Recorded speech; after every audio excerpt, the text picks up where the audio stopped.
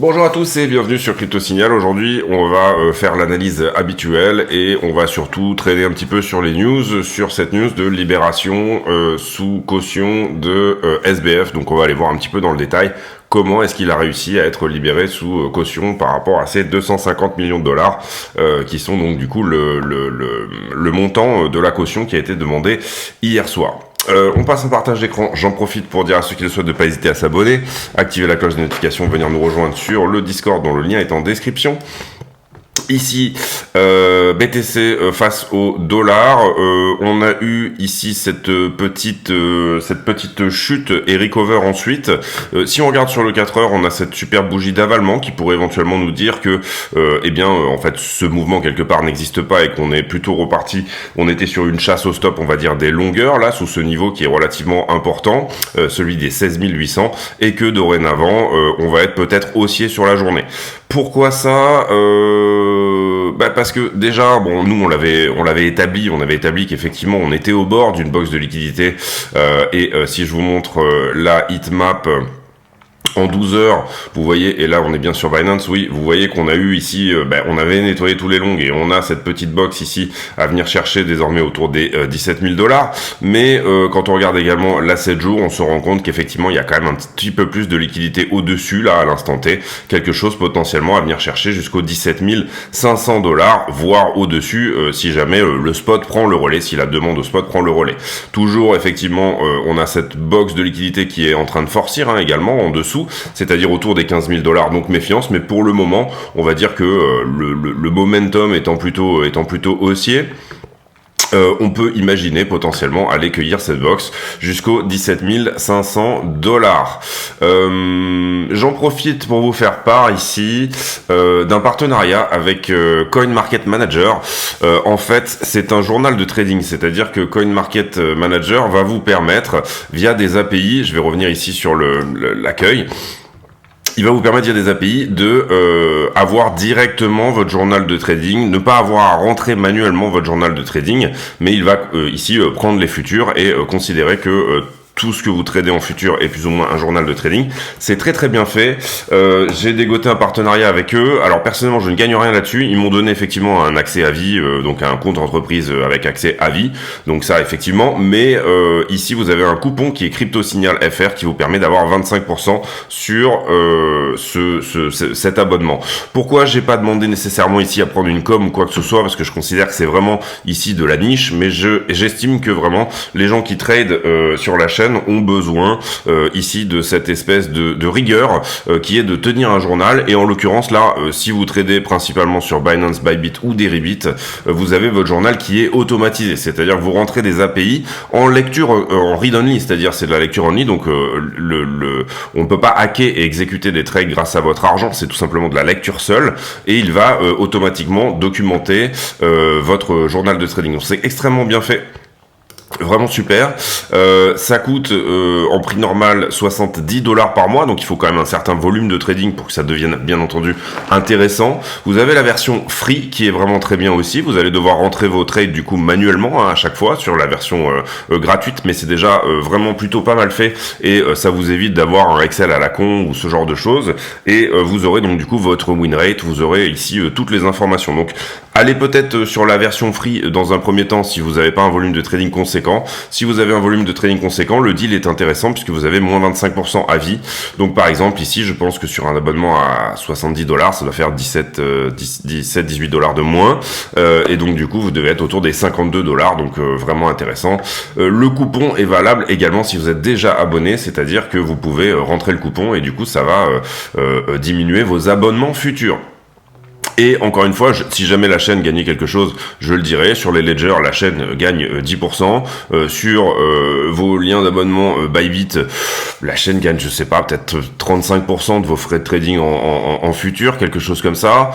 Sur BitGet, c'est à peu près la même chose. Les liens d'affiliation, bien sûr, on se dit que ils sont intéressants pour vous et pour nous. Mais là, en l'occurrence, vraiment, la chaîne ne gagne rien, si ce n'est, comme je l'ai dit, un abonnement pour moi qui est totalement gratuit. Donc n'hésitez pas à y aller si jamais vous êtes en recherche ici d'un journal de trading. Je ferme la parenthèse et on voit ici pourquoi je disais qu'on pourrait être aussi éventuellement sur la journée sur Bitcoin. Quand on regarde le S&P, Bitcoin a réagi hier au moment où le S&P s'est repris en milieu de séance. Vous voyez, là on est en 4 heures. On avait ouvert en gap baissier. La séance a ouvert très baissière et puis finalement on s'est un petit peu repris. Alors à 22h quand on a fermé la session Wall Street, on était presque sur une bougie de retournement, d'une engulfing, un petit peu comme on a eu sur Bitcoin. Et on a désormais 2 gaps. Ici on a celui d'hier du coup à fermer. En général les gaps sont souvent fermés dans les 48 heures. Vous voyez qu'ici on avait ouvert un gap haussier, il a été clôturé hier. Et on a potentiellement ce deuxième gap qui a été ouvert ici autour du 15 décembre, donc la semaine dernière, qui pourrait être clôturé ici aussi. Pourquoi pas ici aller chercher par exemple une zone de rechargement de short, c'est-à-dire la zone des à peu près des 4000 sur le S&P, donc au-dessus de ce deuxième gap potentiellement. Donc peut-être que je m'avance un peu, mais je pense que on pourrait avoir une jolie session aujourd'hui, étant donné qu'on a fermé la session hier de manière très bull. On pourrait avoir une jolie session sur Wall Street aujourd'hui, vendredi 23 décembre. Donc du coup on est potentiellement en longue là-dessus. Enfin moi c'est ce que j'ai fait. J'ai ouvert au moment du retournement ici. Est-ce que je vais repasser mon stop à break-even? Pour le moment j'attends, je sais pas encore. Peut-être qu'à la fin de la vidéo je vais le faire si on a suffisamment poussé dans ce sens. Et puis voilà, sur Ether, globalement la lecture elle est à peu près semblable, si ce n'est que Ether nous a donné à peu près la même chose, hein, bien évidemment. Sur Ether on a nettoyé pas mal de longueurs, je vous avais dit, on avait ici plus de longueur que sur Bitcoin, donc on est descendu un petit peu plus bas, on est atteint les 1184, on avait un niveau intéressant à prendre au 1160, il n'a pas été pris, mais vous allez voir quand on va faire les liquidités qu'on a quand même ici nettoyé pas mal de longueurs sur cette histoire-là. Alors, ici pas grand chose sur Wall Street Journal, en tout cas en headline. Ici on passe également sur Finvold. Ici on voit que effectivement Sam Bankman-Fried a été libéré sous caution. On voit là donc sa mère et puis il y a son père quelque part également dans l'histoire. Et il a réussi à payer sa caution de 250 millions de dollars. Alors comment ça marche en général les cautions? Il faut verser 10%. C'est-à-dire que SBF était censé déposer 25 millions dans la foulée. Ces 25 millions, ils ont été garantis en partie par la maison de ses parents en Californie, qui a une valeur autour de 5 millions, ce qui est relativement conséquent pour 2 profs, mais bon après peut-être qu'elle a été achetée il y a longtemps, etc. Et en plus il y a 2 personnes anonymes qui ont effectivement versé les 21 millions de dollars manquants.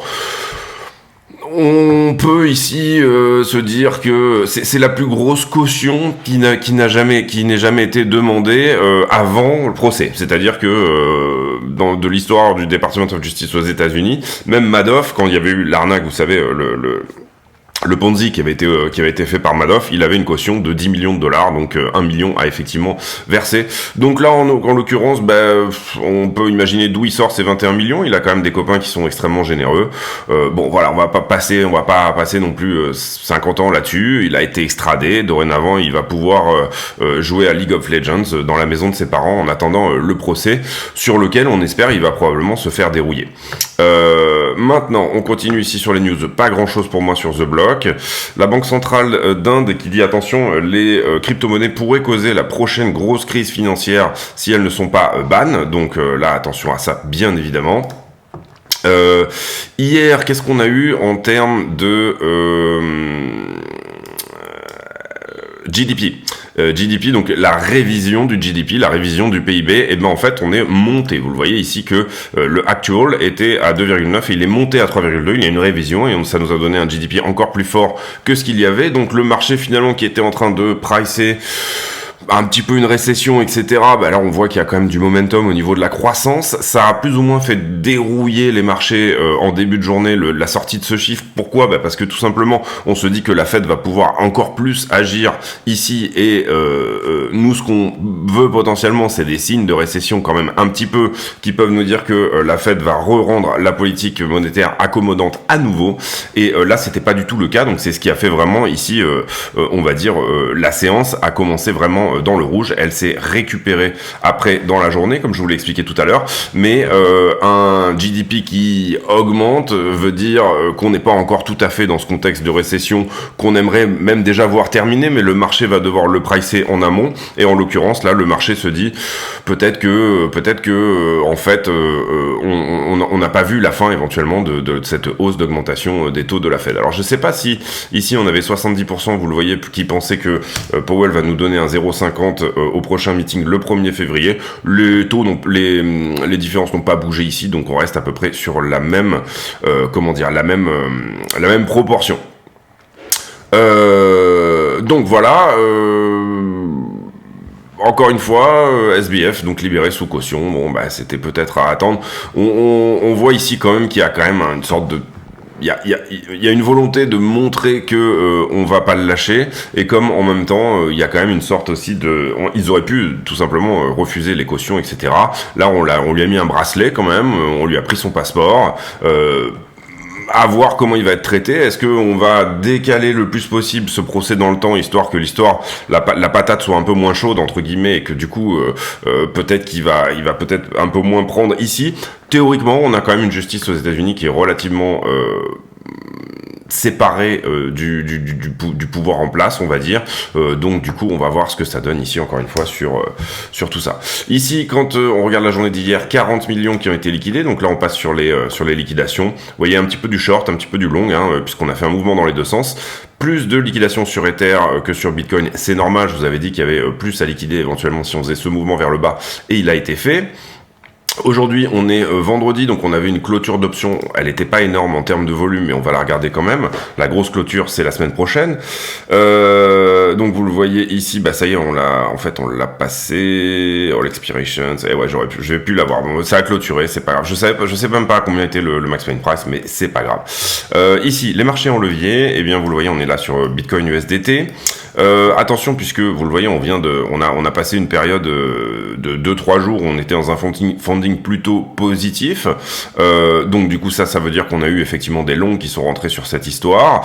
Si on regarde le mouvement, là vous le voyez, on voit qu'il y a des corrections, mais on est quand même ici sur une augmentation globale du funding, de l'open interest, pardon, avec une augmentation également globale, on parle en global ici, du funding. Donc ça veut dire qu'effectivement sur ce mouvement on a pas mal de longueur, même si on en a nettoyé une partie ici, vous le voyez. Et ben en même temps sur cette partie là, qu'est-ce qu'on avait? On avait plutôt des shorters qui étaient en train de rentrer. Vous voyez ici que l'open interest augmente, mais que le funding est à la diminution. Donc du coup le prix se retourne vers le haut et vient éventuellement prendre les box différentes. Ensuite on nettoie ici, il y avait un niveau conséquent à prendre, vous l'avez vu, on l'a désormais enlevé à ce niveau là. Donc là on était en short jusque là. On a eu du long qui s'est effectivement positionné à partir de ce moment-là. Donc ça, on le note, c'est pas un niveau extrêmement conséquent, mais quand même. Et puis, on est longué à peu près jusqu'à ici, donc au plus haut, et à partir du plus haut, on recommence à être shorté à nouveau. Et c'est ce qu'on est plus ou moins en train de travailler là, ici, à l'instant T, c'est-à-dire la fraîcheur de ce mouvement est en train, ici, on va probablement ici venir chercher au-dessus des 16,9, pardon. Donc short à partir de là et très légèrement re-long à partir d'ici. Voilà, ça va être les nouvelles deux bornes, on va dire, pour la journée, 16 900 et 16 500. Globalement, on en a au-dessus, vous le voyez, et comme je vous expliquais, pour moi, il y a une box à prendre jusqu'au 17,5. Est-ce qu'on va le faire là sur ce mouvement? Bien évidemment, on a un petit léger retournement du CVD au spot, donc la demande au spot qui revient. C'est surtout ça qui peut éventuellement, comme je vous l'expliquais tout à l'heure, une vraie demande au spot peut empêcher le fait d'aller chercher des longueurs retardataires, voilà. Ici sur Ether, vous voyez qu'on a super bien nettoyé tout ce qui s'était fait effectivement sur les 2 ou 3 dernières journées. Là on est au 20 décembre et vous voyez qu'on a vraiment pris tous les niveaux, donc on a bien nettoyé sur Ether, c'est bien. Donc on est descendu, on a fait ce mouvement là, on a vraiment ici pris tout ce qu'il y avait dans ce sens là. Et là on s'était positionné plutôt sur du short, on se repositionne sur du long à partir d'ici. Donc on va mettre ce niveau là comme étant un niveau à prendre, les 11 180 dorénavant. très fortement longué, mais vous voyez ici qu'avec cette mèche, on a nettoyé tellement de shorters. Là, vous le voyez, la mèche qui part ici, vous voyez la quantité de contrats qui se ferment. Sur Ether, si on regarde depuis le 20 décembre, vous voyez qu'on a eu ici cette très forte correction et désormais on est en train de repartir ici. Repartir quoi? Repartir long, plus ou moins. Oui, cette augmentée de l'open interest, elle se fait d'abord sur du long et ensuite sur du short. Là, on est en train de travailler la partie short qui est rentrée à partir de là. On continue à être shorté quand même au plus haut ici. Donc là, il y aura un point de short au 1230 à venir chercher également sur Ethereum, qu'on va mettre en bleu puisque c'est un point de short. Et puis, c'est probablement ce que le prix là est en train de faire. Pour le moment, pas de nouveaux mouvements. Donc les deux bornes, 1181, 1230. On a pas mal de choses à venir faire à peu près au 1300 sur Ether.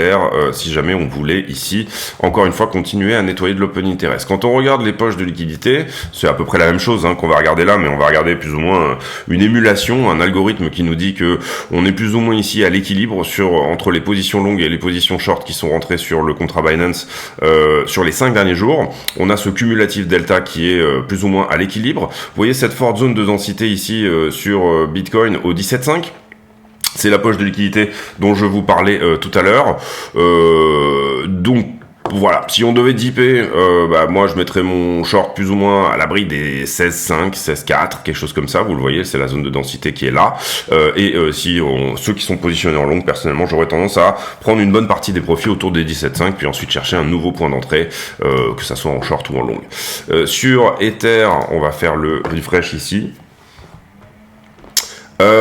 Sur Ether, vous le voyez, on en parlait tout à l'heure. Pardon, je suis sur Bitcoin là, du coup, on va faire ça.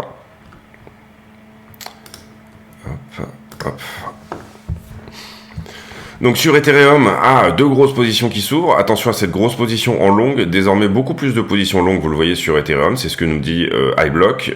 Ici, on avait nettoyé et en même temps, on a eu ces deux énormes positions ici qui se sont ouvertes en même temps sur du long sur Ethereum. On a effectivement du short jusqu'au 1280 $ à peu près, mais si jamais on devait dipper désormais là, on garde cette idée que les 1160 sont une target sur Ether.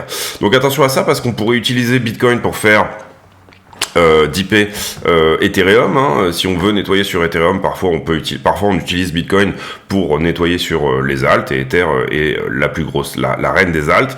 Donc du coup, attention à ça. Vous le voyez ici, on a deux informations contradictoires entre ce que nous dit Ethereum et ce que nous dit Bitcoin. Donc si Ether devait dipper et si pour moi du coup il y avait potentiellement par exemple un short à prendre à la fin de ce mouvement, eh bien il serait plutôt à prendre sur Ethereum en l'occurrence là sur lequel il y a du volume, il y a du monde, etc. Et on pourrait ici aller dipper plus fort que sur BTC. Lightmap, on l'a déjà faite, on en a déjà parlé, on vous a déjà parlé de cette box jusqu'au 17,5. Dorénavant, une target baissière consisterait éventuellement à passer sous les 16 000 et ensuite on a une box sous les 15 000. Donc deux chiffres ronds à retenir si jamais on devait ici se retourner. On a fait le tour, je pense. Je réfléchis, est-ce que j'ai oublié quelque chose ou pas? Oui, on pourrait faire un tour éventuellement sur la stablecoin dominance qui nous dit des choses également en permanence. Et là, sur la stablecoin dominance, la structure, elle est entre guillemets extrêmement haussière. Enfin, extrêmement haussière. Oui, elle est extrêmement haussière. C'est-à-dire que vous avez un bull flag dans un bull flag. Je vais vous montrer les deux, je vais vous les dessiner. On va prendre ici la borne, on va garder même la borne haute de ce grand bull flag. Donc qu'est-ce qu'on a? On a, vous le voyez ici, ce premier flag. Donc la stablecoin dominance, c'est l'indice du cash sur la crypto. Quelle est la part, tout simplement, des stablecoins dans la structure de la crypto, dans la market cap totale de la crypto. Ici, vous le voyez, on a cette 1, 2, 3. Enfin, on a plutôt ici 1, 2 et 3. Si jamais on pète ce flag, vous comprenez que la target, là, on est actuellement à 18% de stablecoin dominance. La target, elle est à 23%. Ça n'a pas cassé. Mais si ça venait à casser, on aurait des targets ici qui seraient affreusement haussières sur la stablecoin dominance. Et ce, d'autant plus qu'on a également également ce petit flag en haut de la structure là. Ce petit flag, eh ben, vous le voyez, le mât il est là, donc si je prends la structure, ça nous donnerait quelque chose ici autour des 19% de stablecoin dominance, et ça provoquerait effectivement la cassure du flag le plus gros. Donc attention à ça, il faut absolument ici avoir un mouvement haussier sur Bitcoin de manière à sortir tout simplement la stablecoin dominance de ce petit flag là et à éventuellement même invalider totalement la totalité de cette grosse figure qui est du coup haussière pour la stablecoin dominance, donc bien entendu extrêmement baissière sur la crypto. Vous pouvez éventuellement vous retourner la charte et vous vous dites est-ce que ça c'est baissier ou est-ce que c'est haussier?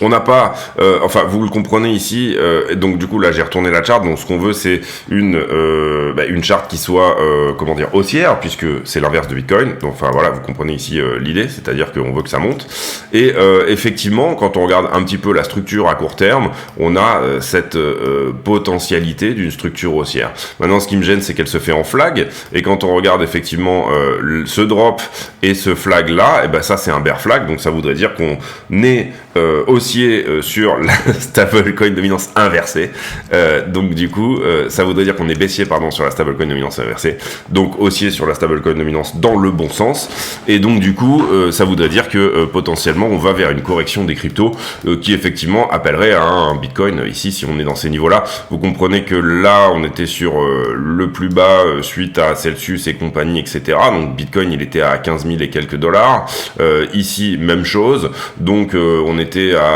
une stablecoin dominance de 19%.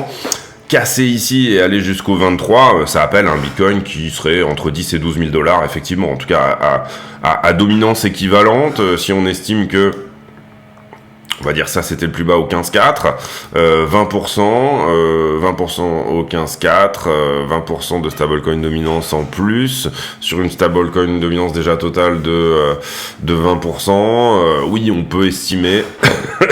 on peut estimer que ce type de mouvement pourrait effectivement faire perdre quelque chose comme 5 000 dollars sur Bitcoin. Voilà, donc c'était l'analyse là pour le coup où il y a vraiment des choses à surveiller sur la stablecoin dominance de manière à ce que ça corrige. D'une manière générale, si on regarde la stablecoin dominance sur des très longs time frames, on voit que depuis extrêmement longtemps, elle évolue dans ce canal haussier. Et évoluer dans ce canal haussier, mais vous voyez que là, elle donne envie de péter. Alors, ça correspond autant à l'adoption des stablecoins, en fait, puisque vous le voyez, là, on est en 2019, mais si je vous enlève, je vous mets la toute première charte, qui, elle, était sans le... ça commence en 2017, fin 2017, début 2010. Pardon, courant 2018. Et là, on voit très bien, effectivement, ce canal. Pour le coup, et là, j'ai enlevé le Binance USD, donc c'est une charte un peu différente qu'on regarde, mais pour le coup ici on reste plus ou moins dans le canal et on a effectivement rejet par le canal à chaque fois. Maintenant quand je regarde celle-ci, qui est pour moi plus intéressante puisque le BUSD a pris énormément de place dernièrement, il faut faire attention de pas sortir de ce canal parce que là du coup on pourrait partir éventuellement dans une parabole. Après une stablecoin dominance, encore une fois, et je le dis, n'est pas nécessairement baissière, si tant est que par exemple des gens adoptent, enfin, si ça grossit le gâteau crypto, c'est-à-dire que des gens adoptent les stablecoins juste pour avoir des rendements de 4-5%, et qu'ils n'auraient pas investi sur la crypto si jamais ils n'étaient pas... si ça fait grossir le gâteau global, 20% de stablecoin dominance sur un gâteau qui grossit de 10% grâce à la stablecoin dominance, je dis des conneries, mais vous comprenez ici que... Eh bien voilà, donc ça correspond autant à l'adoption des stablecoins dans le monde, comme ça correspond à effectivement un indice du cash sur la crypto, et vous comprenez qu'en ce moment il est au plus haut, donc le marché est vraiment ici en mode PLS. Chaque bas de canal ici correspond à un énorme bull run, et chaque haut de canal correspond, vous le comprenez ici, à un bear market. Ça c'était le plus bas de l'été 2021 par exemple. Ici on est remonté au nouvel ATH. Là bon, c'est toute la descente qu'on a fait depuis novembre ou décembre dernier. Ici en 2020, c'est le premier bull run jusqu'en octobre. Et puis après jusqu'à ici janvier 2021, on a effectivement une stablecoin dominance qui descend et puis ça lance le bull run suivant. Donc il faut le voir comme ça pour moi. Un retour en bas de canal, comprenez bien, à 8% de stablecoin dominance, tout dépend de comment le gâteau se comporte, le gâteau dans son ensemble. Mais voilà, vous comprenez ici que cet indice pour moi est extrêmement important. Et je vous ai dit pendant très longtemps, pour ceux qui suivent la chaîne depuis très longtemps, arrêtez de regarder le Dixie. Voilà. Le Dixie, vous le voyez, en ce moment, il est littéralement en train de corriger, et pourtant, on n'a pas un Bitcoin qui est haussier. Et je vous l'avais dit ça, moi, y compris, voilà, quand on était encore là-dedans, je vous ai dit, la corrélation inverse d'avec le Dixie, elle n'est pas nécessairement 100% avérée. Ça dépend en fait des contextes. On avait même fait une vidéo là-dessus. On avait étudié vraiment qu'est-ce que fait le dollar en fonction du Bitcoin. Et c'est pas toujours le cas, si vous voulez. Donc, ce qu'on peut voir ici, c'est que pour moi, c'est beaucoup plus adéquat de regarder la stablecoin dominance que le Dixie. D'ailleurs, on l'a vu dernièrement. Si je vous mets ici, on a eu un fort rebond action. C'était pendant on va regarder plutôt le S&P ici. Donc comprenez bien que ici là le plus haut du dollar ça correspond au moment où le S&P se reprend et où il redevient haussier. On va ici passer assez rapidement sur les concepts, mais vous comprenez que ici ça c'est le plus haut du dollar et là effectivement S&P ça c'est le plus haut du dollar et S&P là repart en montée. Et en l'occurrence si je vous montre à côté, si je vous ajoute la charte du Bitcoin.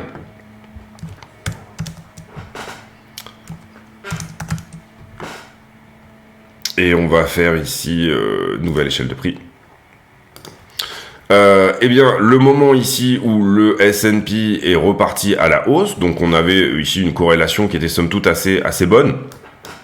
Enfin, on avait beaucoup de corrélations. Vous le voyez ici, ça baisse, ça remonte, ça rebaisse, ça rebaisse. Et ça, malgré, vous le comprenez que ça, là, ce qu'on regarde, c'est Luna et Celsius. Et pourtant, on voit que le contexte sur le S&P, il était également baissier à ce moment-là. Vous le voyez là. Et puis là, on est remonté. Le S&P remonte également. Ici, on a eu cette baisse. Et là où c'est pas courant, par rapport à tout ce qui s'est fait l'an dernier, c'est qu'effectivement là on avait un S&P qui montait et sur l'épisode FTX qui est ici, on a eu un Bitcoin qui était baissier. Donc là, on a eu une inversion de la corrélation. Alors moi, j'espère que ça va se décorréler. Parce que déjà, Bitcoin, la crypto a tout à gagner à être décorrélée du marché des actions parce que ça sera un formidable outil de diversification après par la suite pour les hedge funds, etc.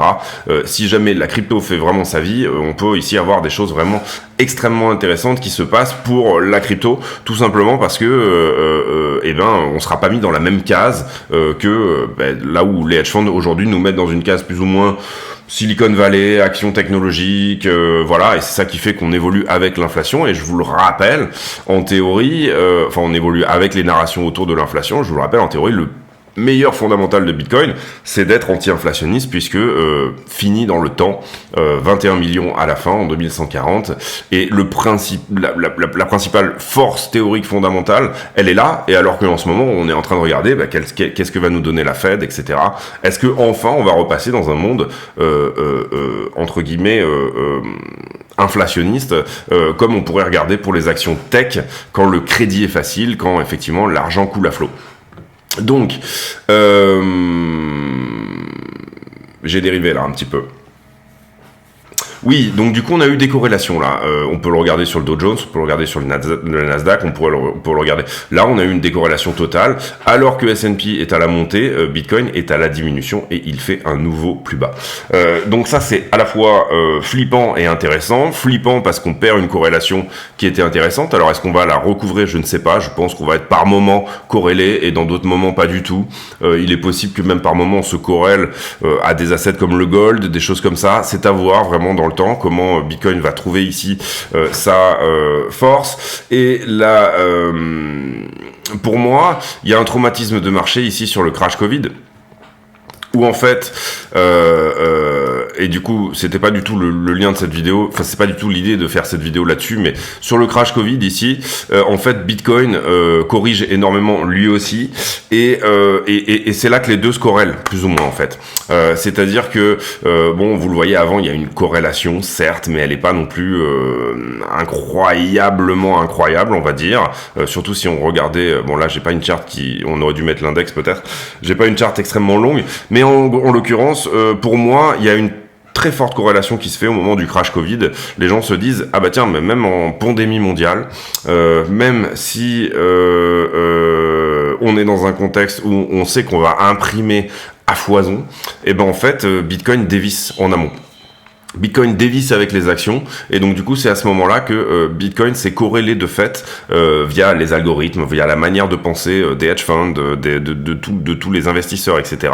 Bitcoin s'est corrélé et il est devenu une action Nasdaq entre guillemets. Je pense que c'est au moment du crash Covid que tout ça s'est fait, et le fait que Bitcoin est extrêmement corrigé à ce moment-là est tout à fait normal, tout à fait sain, enfin voilà. Mais par contre, si vous m'aviez dit moi en 2019 par exemple, bon bah il va y avoir une pandémie mondiale et puis on va imprimer 40% de la masse monétaire des dollars américains, et ce sur 6 ou 8 mois, je t'aurais dit achète du Bitcoin. Et c'est ce qu'on a eu, hein. Attention, on a eu un joli up ici, je me plains pas, il y a aucun problème avec ça. Mais par contre, ce que je veux dire par là, c'est il faut bien surveiller cette corrélation. Il faut qu'on décorrèle, c'est une très bonne chose si on décorrèle, mais en même temps, il faut qu'on décorrèle entre guillemets dans le bon sens. Là, en l'occurrence, c'est le crash FTX qui nous fait décorréler. Vous le savez, moi je l'ai souvent dit sur la chaîne, pour moi, vous voyez, par exemple, là, on avait complètement décorrélé quand Bitcoin a dévissé de moitié, S&P est resté complètement dans son canal haussier. Il y a pas eu d'action qui dévissait à ce moment-là. Et c'est pour ça que je vous dis attention à ne pas suivre le Dixie comme des benets. Et là, je le dis vraiment, je parle vraiment de benets pour les gens qui suivent le Dixie en disant c'est bon, Dixie il est baissier, donc du coup je vais investir à donf sur la crypto et Bitcoin. Attention à ça, il y a des moments où ça peut être vrai, il y a des moments où c'est pas du tout le cas. Donc ça c'est la première chose. La deuxième chose aussi, c'est que il y a des moments de décorrélation totale, et en l'occurrence pour l'instant ils ont toujours été plutôt dans le mauvais sens. Encore une fois, et également j'en profite ici qu'on ait la structure des deux sous les yeux pour vous montrer que la structure sur Bitcoin que moi je vois plutôt, alors peut-être je peux me tromper, hein, mais comme une correction ici, pour moi le premier ATH il a eu lieu tout simplement ici, hein, le vrai ATH, le vrai momentum, on le voit sur le RSI, on le voit sur des tas de choses. Donc pour moi on a une ABC qui se fait comme suit ici, c'est-à-dire que la structure qu'on voit sur les cryptos n'est pas du tout la structure qu'on voit sur le marché action. Donc il y a un moment donné où théoriquement, si jamais la structure continue telle qu'elle est, eh ben en fait on s'attendra plutôt à voir cette flat étendue se terminer sur BTC, si jamais on rentre pas dans une correction complexe, hein, mais voilà, cette flat étendue repartir sur un mouvement impulsif potentiellement haussier, alors que vous le voyez sur mes potentielles prévisions du marché action, on a plutôt ici quelque chose qui devrait se faire sur une zigzag qui ressemble à une zigzag, où en tout cas je vois 5 vagues ici, donc on peut sortir d'office toutes les idées d'une flat, ce genre de choses. Donc on a peut-être ici plutôt une correction qui va se faire en zigzag. Et en l'occurrence, ça voudrait dire quoi? Ça voudrait dire que, eh bien sur BTC, on aurait plutôt une structure qui passerait désormais haussière, alors que vous le voyez, on a une structure qui est censée ici on est sur un rebond sur le marché action. Pour moi, c'est un bear market rally, pardon. Excusez-moi. Mais il y a un moment donné où théoriquement on devrait décorréler là également. Et dans le sens inverse, c'est-à-dire que alors là, on voit très loin, mais potentiellement, Bitcoin pourrait être plutôt positionné à la hausse, alors que le marché action est plutôt positionné à la baisse. Voilà, c'était pour faire cette grosse aparté. Excusez-moi, elle a fait 15 minutes, et elle n'était pas du tout prévue, donc du coup, elle n'était pas du tout très bien construite. Mais vous comprenez l'idée ici, c'est-à-dire, moi, j'ai une flat sur la crypto que je n'ai pas sur le marché action, et en l'occurrence ici plutôt 1, 2, 3, 4 et 5, et donc là pour moi on est en plein dans le cœur de la correction. On a juste fait la première vague sur le marché action et un bear market rally, et après cette vague elle peut être très courte, hein, elle peut être écourtée ici, on peut potentiellement ne pas perdre ce plus bas là, etc. Mais il y aura un moment où potentiellement il y aura des corrélations totales, et où potentiellement on aura un marché action qui sera baissier alors qu'on aura un marché crypto qui sera haussier, et on ne sait pas pas, et on sait potentiellement, il y a beaucoup d'indicateurs qui flashent au rouge ici en disant qu'on va vers une récession. On ne sait pas, Bitcoin ne s'est jamais comporté en récession, et peut-être que ce pourquoi il a été créé, c'est-à-dire justement préserver de la valeur par rapport à des contextes inflationnistes à outrance, peut-être que ça va enfin se révéler. Je veux dire, vraiment, je mets au conditionnel là, et je mets des grands peut-être, parce que vous comprenez ici que ça correspond à vouloir une adoption, alors qu'on est dans un contexte où effectivement on vient d'avoir FTX, Luna, Free Arrows Capital, enfin toutes ces choses-là qui effectivement ont extrêmement terni le sentiment sur le marché crypto. Je vous laisse là-dessus, je fais pas une vidéo de 40 minutes cette fois-ci. Déjà je voulais en faire une de 20 et là vous voyez que je me suis complètement étalé. Mais en tout cas voilà, suivez bien la stablecoin dominance. N'accordez pas trop d'importance, même si c'est un bon baromètre un petit peu de l'indice de comment est-ce que le marché est risk-on ou pas trop d'importance au Dixie, et puis restez souple sur votre manière de voir la crypto, parce que pour l'instant elle n'a pas encore trouvé réellement sa case, elle n'a pas trouvé sa place dans l'idée des investisseurs. Est-ce que c'est du risk-on, est-ce que c'est du risk-off, qu'est-ce que c'est exactement, est-ce que ça va être adopté, est-ce que ça va marcher, est-ce que ça ne va pas marcher, est-ce que ça va être banni, est-ce que ça va être régulé, est-ce que ça va évoluer favorablement en contexte d'inflation. Et pour moi tout est extrêmement corrélé à ce pic là qui est le pic Covid, et où du coup tout le monde ici a classé Bitcoin en disant si le marché action dévisse totalement, Bitcoin viendra avec, et on l'a mis un petit peu dans cette case. Il est possible que 1 ou 2 ans après les choses se passent différemment. Je vous souhaite à tous des très bonnes fêtes. Il n'y aura pas de vidéo demain, il n'y aura pas de vidéo le 25, peut-être pas le 26, je verrai si j'en fais une ou pas. Mais voilà, je vous souhaite à tous des très bonnes fêtes. On se retrouve probablement entre Noël et le Nouvel An. Si la vidéo vous a plu, n'hésitez pas à vous abonner, à activer la cloche de notification, venir nous rejoindre sur le Discord dont le lien est en description de la vidéo. Et puis, j'ai pour habitude de poser en fin de vidéo une question à la con, quelque chose qui n'a strictement rien à voir avec le prix du Bitcoin. Et la question du jour sera qu'est-ce que vous avez en porte-clés sur vos clés? Est-ce que vous avez un porte-clés déjà? Peut-être qu'il y a des gens qui en ont pas. Mais quelle est la petite effigie que vous portez en porte-clés sur vos clés? Donc question qui n'a rien à voir, qui n'a absolument aucun intérêt. Mais c'est ça qui est marrant. Je vous laisse là-dessus. On se retrouve demain pour une nouvelle... non, on se retrouve pas demain. On se retrouve le 26 pour une nouvelle vidéo sur la crypto et le Bitcoin. Des très bonnes fêtes à tous. À très bientôt.